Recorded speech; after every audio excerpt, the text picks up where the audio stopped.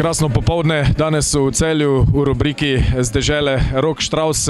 Rok, verjamem, da je bilo danes prijetno spremljati tole tekmo s tribune 4-0 zmaga Celja. Kako ste jo vi pospremili? Ja, res je.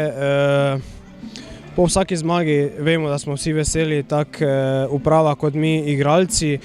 Lepo je bilo gledati današnjo tekmo. Mislim, da smo bili v vseh segmentih igre boljši nasprotnik od Triglava, na koncu dali 4 gole in skozi celo tekmo smo imeli neko mirnost v nogah, imeli žogo več v posestvi in na koncu zasluženo te 3 točke, ki smo jih potrebovali, ostajajo doma.